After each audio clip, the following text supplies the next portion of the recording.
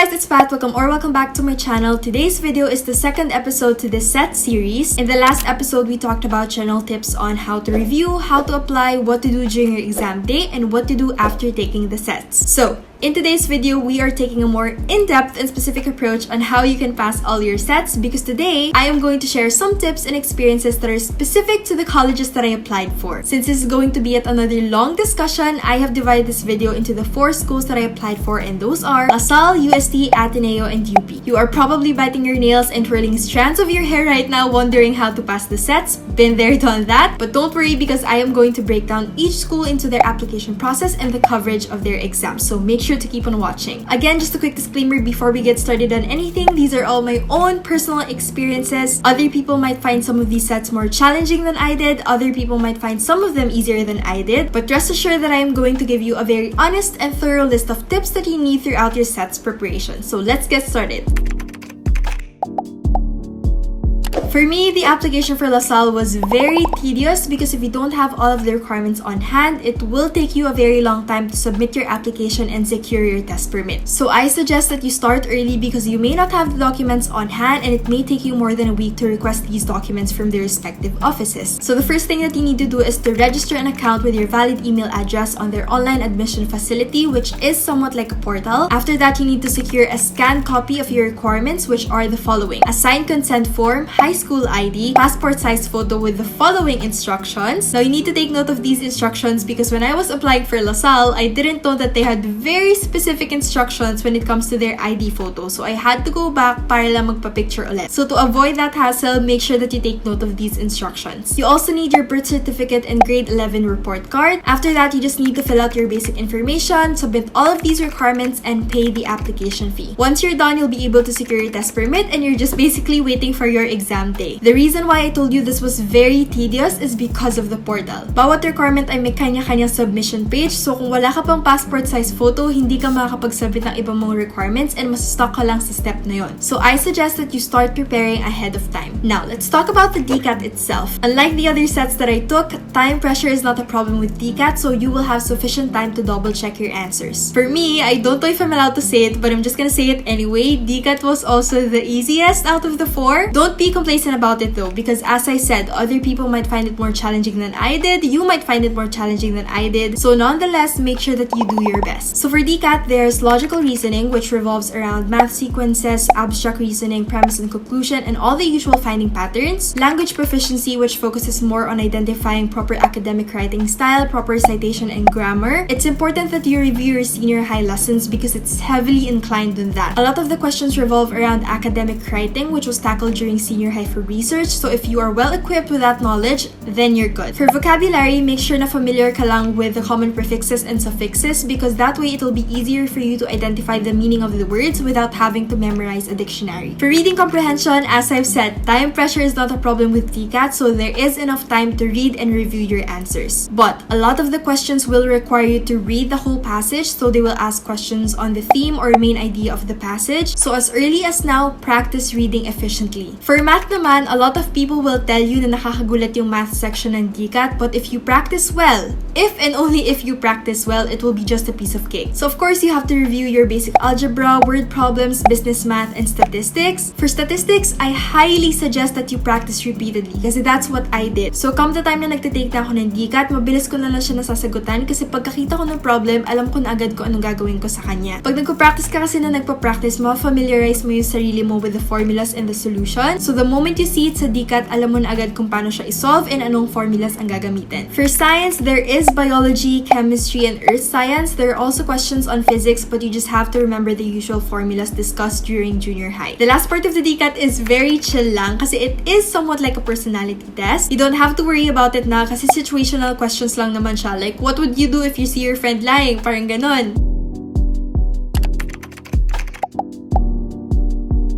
Moving on to UST, applications are done online, and the first thing that you need to do is to fill out the pre-registration form on their website to get your reference number. Make sure that you save your reference number because without it, you wouldn't be able to submit your application. After that, you need to log in using your reference number, upload your ID picture, and then print out the senior high school grades form, which will be filled out by your school principal or registrar. Once that's filled out, you just need to encode your grades in the portal, fill out your program preferences, accomplish the information survey, and pay the application fee. Once you have all of these requirements checked, you'll be able to print out the application form and submit it via LBC together with your accomplished grades form, birth certificate, and payment slip. Once you're done, you'll be able to secure your test permit, and again, you're just basically waiting for your exam date. Now, let's talk about the USTET itself. Although the application process was relatively easy, I wouldn't say that it is the same case with the USTET. So the USTET consists of 4 parts, namely mental ability, English, math, and science. In mental ability, there are items on finding patterns, syllogisms, and if I can remember correctly, there are also basic math questions. It may seem easy, but you are very pressed for time in this section because you have to answer 80 items in just 30 minutes. Right now, that may seem like a lot of time, but some of the questions can be tricky and some of them have 2 or 3 choices that are similar, so you have to think them through before choosing the best answer. So make sure that you answer efficiently on the mental ability. Do not underestimate it kasi kapag mababa yung score mo dito, pwede niyang mahila yung USTET score mo and pwedeng hindi ka makapasa. Moving on to the English part, there is vocabulary, yung mga synonyms, antonyms, and the commonly misused words, so you have to take note of that. There are also questions on grammar, reading comprehension, and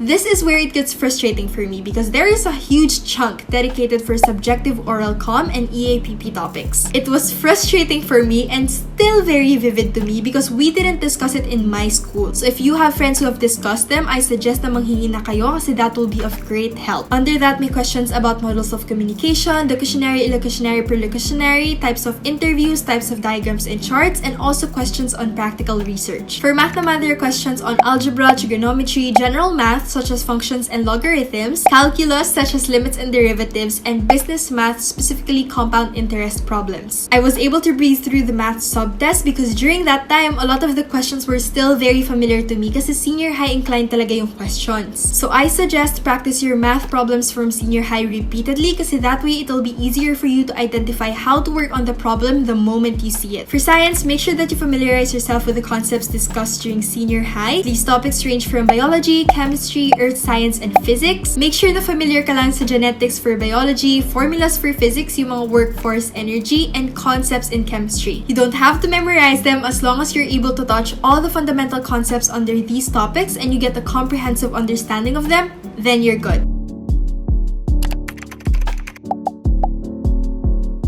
I'm going to tell you honestly, the application process for Ateneo was very laborious as in sobrang time mo kailangang gawin and ipasa before you can secure your test permit. But on the brighter side naman, Ateneo already provides a checklist of requirements so you don't have to worry na baka may ma-miss out ka kasi every step and every requirement is already indicated in that checklist. So I'm not gonna go into detail about the step-by-step process. I'm just gonna give you a quick run-through of the requirements. So you will need ID pictures, personal essay, 3 recommendation forms from your principal, guidance counselor, or advisor, and teacher. You also need your high school record and you also need to pay the application fee. Now, let's talk about the ACET. Ang tanging kalaban mo lang when taking the ACET is time pressure. As in, yun lang ata yung set na talagang madidefine mo yung word ng time pressure. Without the time pressure, I can say that the ACET is manageable. And in my experience, I had a lot of fun answering the ACET because a lot of the questions were very familiar to me, especially sa math. They weren't identical, of course, but the solutions to the problems were very much like what I've encountered during my review sessions. And I feel like I'm going to be repetitive on this, but for ACET, make sure that you practice managing your time because ACET is really a test of how well you can do under pressure. So, what is the coverage of the exam? Number 1, you have mathematics. There are 2 sections of math, one for algebra, trigonometry, geometry, and arithmetic, and one for problem solving. If you practice well on your math problems, the first part will be manageable. I'm not saying it's very easy, neither is it very difficult kasi ang kalaban mo talaga dito is time pressure. So, you need to make sure that you practice a lot of math problems and you do it with a time limit. Kasi that way, mahasa mo yung sarili mong i-identify yung formula and solution as soon as you see the problem. If you master this during your review session, I tell you, you can finish the first section of math. For the second part of math naman, I can say na it is very challenging talaga. The solutions to the problems here are very long, tas may time pressure pa, basta don't let it get the best of you. Again, during your review sessions, mag-practice ka na with a time limit kasi that will really give you an advantage. If I can remember correctly, this part focuses more on the practical applications of math, yung mga money, work, work, purchases, and business math. Next is language proficiency. As much as you want to practice your math skills, you also want to practice your language proficiency. A lot of the choices here are very, very similar, so you have to be careful in choosing what you think is the best answer. Prepare your vocabulary, remember the common prefixes, root words, and suffixes. You don't have to memorize the dictionary to pass, basta alam mo paano i-break down yung words, you're good na. For reading comprehension naman, dito sasabog talaga yung utak mo sa hilo kasi a lot of the questions are answerable without having to read the whole passage. So pabalik-balik ka from the question to the passage and then back to another question and then to the passage. So during your review sessions, mag-practice na kayo paano mag-scan ng passage ng mabilis. In Ateneo, they will also ask you to write an essay. And during my time, magkasama yung time allotment ng language proficiency ata yun and yung essay. So you really have to learn how to manage your time. Essay questions during the ACET will likely revolve around abstract concepts. Either one-word questions siya like yung mga love, fear, hope, mga ganon, or questions on any significant experiences or accomplishments you've had. One tip that my review center gave me was wag ka namang pumalit maglagay dyan ng fact, yung mga 80% of men, ganon, just to sound intellectual. Kasi baka mamaya mali pala yung nilagay mo dun, edi wala rin kwenta, diba? Instead, focus on the structure of your essay. Make sure that what you write is concise, complete, and coherent. Do not ramble. Make sure that your essay has a proper introduction, body, and conclusion. Kapag under time pressure ka kasi and nasa harap mo na yung question, madaling mataranta, baka iskulat mo na siya in one paragraph. Ilagay mo lang dyan yung topic sentence, body, tapos one sentence conclusion, but don't do that, okay? Aside from that, you can write your essays in either Filipino or English, but never in a mixture of both. The last thing that you want is writing an essay that's very konyo and very informal. Remember that the ACET essay is a test of your thought process and grammar check under pressure. My suggestion is do not cram the essay. Pag nag-start na yung time for English, read the essay question first before answering the language proficiency para you can start making a mental outline as you go through the questions. And don't add unnecessary sentences just to make your essay look longer. Make your essay short but substantial. For logical reasoning naman, you'll be given a premise and conclusion, so you have to answer if it is true, somewhat false, or false. So make sure to ask your review centers about that or to research on that. Basta ang alam ko, if it's a premise and conclusion, true or false lang yan. Pero if it involves numbers like sequences and probability,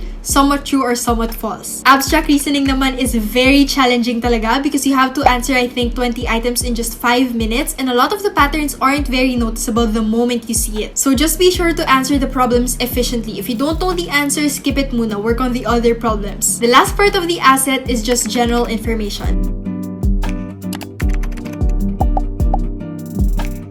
The application for UP was such a breeze. I remember it being the simplest and most straightforward application process out of the 4 schools that I applied for. You can choose to do your applications online or manually, but in my case, I chose to do it online. So the first thing that you need to do is to register an account with your valid email address on their website. After that, you need to fill out the UPCAT Form 1 online and print it together with Form 2 once you're done. After that, you need to ask your high school principal to fill out your Form 2 because that is your high school record. Once you've obtained your requirements, you just have to mail it to their address, and you just have to choose from the different options on how you want to receive your test permit. Now, what is the coverage of the UPCAT? UPCAT was the only set that was able to cover every subject area that you can think of. So, sobrang broad talaga ng coverage ng UPCAT. So, I suggest that you make sure na you get a comprehensive understanding of all these subject areas and make sure na well-equipped ka with the basic concepts. There are 4 sections in the UPCAT, namely language proficiency, math, science, and reading comprehension. Language proficiency mostly revolves around vocabulary, identifying errors, synonyms and antonyms, paragraph organization, and subject-verb agreement. It is in English and Filipino, so if you're not that confident with your Filipino, I suggest na magbasa-basa ka na lang libro kasi a lot of the questions there are expressions ng matatanda. So kapag babad ka sa Filipino, papansin mo na yung ibang questions doon are very much used for everyday conversations. For math, the topics covered range from arithmetic to algebra to geometry to trigonometry and to statistics. I can't really pinpoint which problems appear very often in the UPCAT kasi as I've said, it covered a lot of these subject areas, and ang ginagawa ng UPCAT is kumukuha lang sila ng tiny sections of each to form the math subtest. For science, make sure that you study earth science, yung mga rock formation, plate tectonics, biology, yung mga genetics, biogeochemical cycles, and of course, chemistry and physics. For reading comprehension, you have to remember that there are passages in Filipino, so if you're not that confident in that department, I suggest na mag-practice ka na because a number of questions will ask you about the main idea of the passage, so kung hindi mo maiintindihan siya, hindi mo talaga masasagutan. So I suggest magbasa ka ng passages in literary materials in Filipino Filipino unless gusto mo ma-nosebleed during the UPCAT. You also have to remember that the admission to UP depends on 60% of your UPCAT and 40% of your grades 9 to 11 grades. So if you're not that confident with your high school grades, make sure na galingan mo sa UPCAT. But if you're very confident with your high school grades, don't be complacent kasi mataas pa rin yung percentage ng UPCAT. And also, you have to remember that the UPCAT has a rule of right minus 1/4 wrong. So if you don't know the answer, practice the elimination method. Pero if you really don't know the answer, it's better to just leave it blank because unanswered questions have no deductions. But it doesn't necessarily mean na porket hindi mo na alam, ibablanko mo na lang siya agad kasi wala namang deduction. If you leave a lot of items blank tapos konti lang din yung sinagutan mo, edi mababa din yung magiging right answers mo and mababa din yung score mo. So you have to be smart in making an educated guess and leaving an unanswered question. Before we conclude this video, I just want to share some tips that are applicable for each subtest. Number 1, for logical and abstract reasoning. A lot of people underestimate this part kasi finding patterns lang naman yan, but there really is no easy way out. Even sa logical and abstract reasoning, the key strategy is to practice. Practice as much practice tests as you can kasi that way mahasa mo yung utak mo to recognize patterns faster. Second is math. During your review sessions, practice. Wala na akong ibang magandang tip na mabibigay sa inyo for math kundi mag-practice talaga. Mag-practice ka with the mock test and you do it with a time limit kasi that way it will be easier for you to identify how to work on the problem and what formulas to use. If you practice more times than you would usually do, mapapansin mo na ang dali na lang palang ma-identify yung solution ng problem. During the sets, if you know na it's going to take you a very long time to solve or if you don't know the answers yet, skip it muna para walang nasasayang na oras. But be careful kasi baka mamaya iba na yung numbers na nasasagutan mo. Nangyari yun sa akin ng USTET, buti na lang may oras pa ako. Aside from that, kapag may mga problems na finding X, it's better to plug in the choices na lang para mas mabilis. Third is reading comprehension. During your review sessions, maghanap ka na ng test na makakatulong sa'yo paano mag-scan and skim ng passages. With time pressure kasi, madaling magpanic and madaling mataranta kung ano dapat yung hanapin mong detail. So practice how to skim passages to find the main idea and how to scan passages for detailed questions. The last one is for language proficiency. As I've mentioned, familiarize yourself with the common prefixes and suffixes because let's be honest, a lot of the words can be unfamiliar to you. So if you know how to break down the words, it's easier for you to know the meaning. And also, make use of context clues. Sets are difficult and challenging, that's for sure. But sets can be manageable, even acing the sets can be achievable for someone who did their best, reviewed their hardest, and prioritized their time and effort in reviewing for the sets. So that's it for today's video. Thank you so much for watching. I hope you learned something, and if you did, please don't hesitate to give it a thumbs up